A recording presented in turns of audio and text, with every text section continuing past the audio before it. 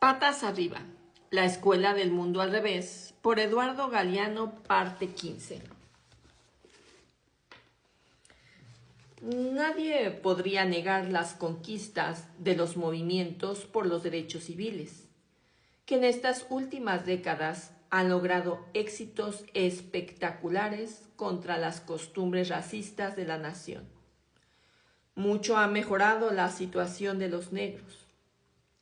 Sin embargo, todavía padecen el doble de desocupación que los blancos y frecuentan más las cárceles que las universidades.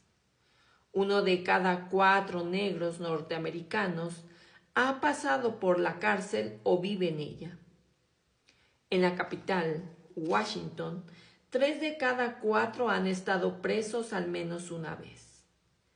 En Los Ángeles, los negros que conducen automóviles de alto precio son sistemáticamente detenidos por la policía, que normalmente los humilla y en ocasiones también los golpea. Como ocurrió en el caso de la paliza a Rodney King, que en 1991 desencadenó la explosión de furia colectiva que hizo temblar la ciudad. En 1995, el embajador norteamericano en Argentina, James Chick, descalificó la Ley Nacional de Patentes. Tímido pataleó de independencia, sentenciado. Es digna de Burundi, y eso no movió un pelo a nadie, ni en Argentina ni en los Estados Unidos. Ni en Burundi. Dicha sea de paso, en Burundi había guerra por entonces y en Yugoslavia también. Según las agencias internacionales de información, en Burundi se enfrentaban tribus, pero en Yugoslavia eran etnias, nacionalidades o grupos religiosos. Hace 200 años, el científico alemán Alexander von Humboldt, que supo ver la realidad hispanoamericana, escribió que la piel más o menos blanca decide la clase que ocupa el hombre en la sociedad. Y esa frase sigue retratando bastante bien no solo a la América hispana, sino a todas las Américas. De norte a sur, a pesar de los indudables cambios ocurridos, y aunque Bolivia haya tenido recientemente un vicepresidente indio, y los Estados Unidos puedan exhibir algún general negro muy condecorado, algunos prominentes políticos negros y algunos negros que triunfan en el mundo de los negocios.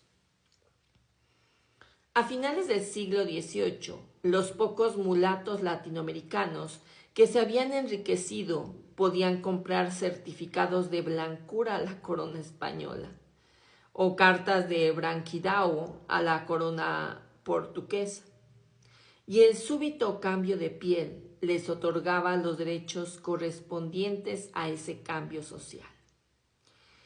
En los siglos siguientes, el dinero siguió siendo capaz en algunos casos de alquimias semejantes. Por excepción, también el talento, el brasileño Machado de Asís, el mejor escritor latinoamericano del siglo XIX, era mulato. Y según decía su compatriota Joaquín Nabuco, se había convertido en blanco por obra de su maestría literaria.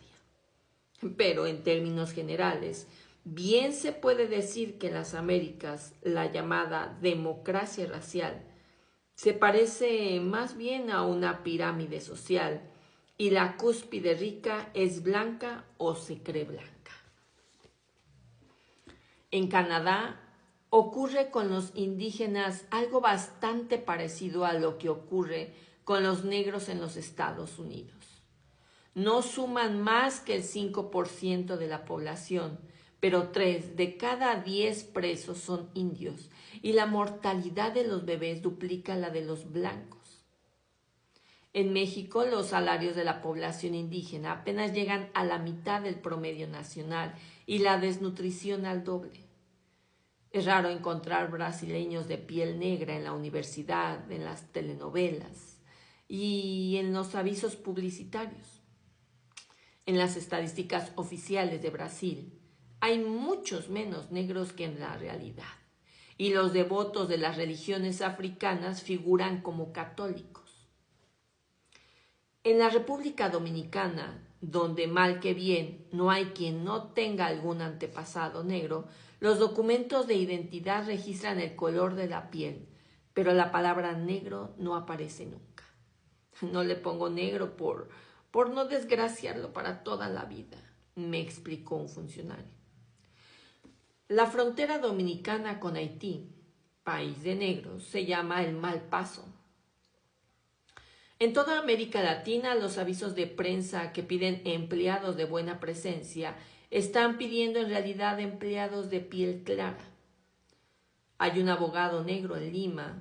Los jueces siempre lo confunden con el reo. En 1996, el alcalde de San Pablo obligó por decreto y bajo pena de multa a que todos pudieran usar los ascensores de los edificios privados, habitualmente vedados a los pobres, o sea, a los negros y a los mulatos de color subido. A fines de ese año, en vísperas de Navidad, la Catedral de Salta, en el norte argentino, se quedó sin pesebre. Las figuras sagradas tenían rasgos y ropas indígenas. Eran indios los pastores y los reyes magos, la Virgen y San José, y hasta Jesucito recién nacido. Tamaño sacrilegio no podía durar. Ante la indignación de alta sociedad local y las amenazas de incendio del pesebre fue retirado. Ya en los tiempos de la conquista, estaba claro que los indios estaban condenados a la servidumbre en esta vida y al infierno en la otra. Sobraban evidencias del reinado de Satanás en América. Entre las pruebas más irrefutables estaba el hecho de que la homosexualidad se practicaba libremente en las costas del Mar del Caribe y en otras regiones. Desde 1446, por orden del rey Alfonso, los homosexuales de Portugal marchaban a la hoguera.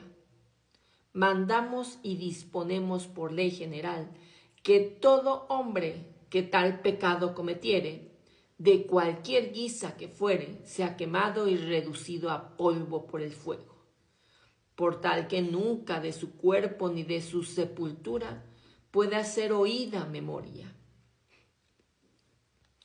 En 1497, también Isabel y Fernando, los reyes católicos de España, mandaron que fueran quemados vivos los culpables del nefando pecado de la sodomía, que hasta entonces morían a pedradas o colgados de la horca.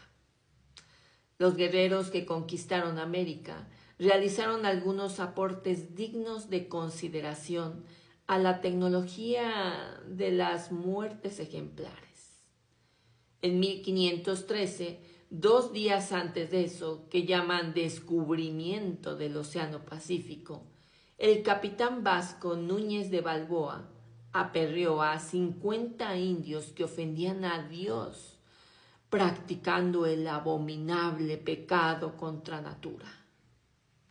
En lugar de quemarlos vivos, los arrojó a los perros especializados en la devoración de carne humana.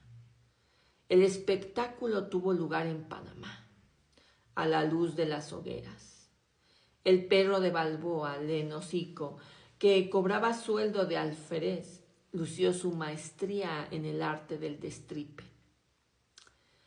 Casi 5 siglos después, en mayo de 1997, en la pequeña ciudad brasileña de São Paulo de Amarante, un hombre mató a 15 personas y se suicidó de un tiro en el pecho, porque en el pueblo andaban diciendo que él era homosexual. El orden que en el mundo impera desde la conquista de América no ha tenido jamás la intención de socializar los bienes terrenales, que Dios libre y guarde, pero en cambio se ha dedicado